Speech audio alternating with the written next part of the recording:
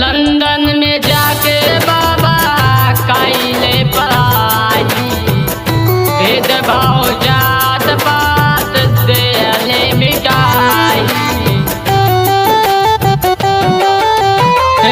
London में जाके बाबा कैले पढ़ाई, भेदभाव जात पात देले मिटाई। तब भ्रष्टाचारी पूछे देशवा के मिले के, तब भ्रष्टाचारी पूछे देशवा के मिले के, कैले जाए रे गुलाम हो।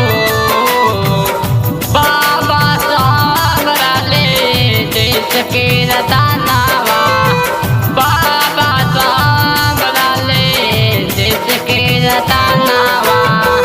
देख गए भारत संविधान हो भैया, देख गए संविधान हो।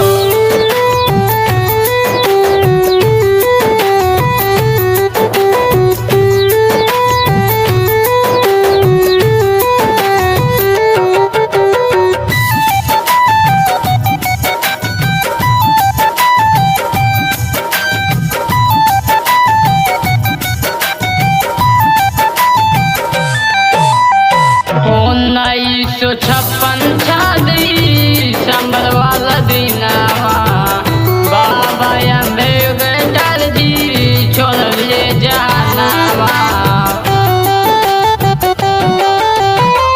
1956 दिसंबर वाला दिनवा, बाबा अम्बेडकर जी छोड़ले जानवा।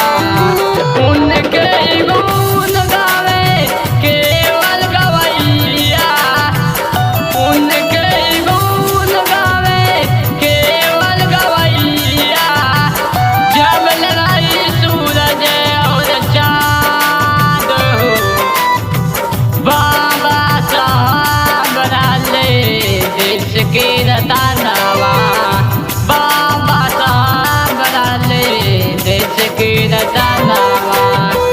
देख गए भारत संविधान हो भैया, देख गए संविधान हो।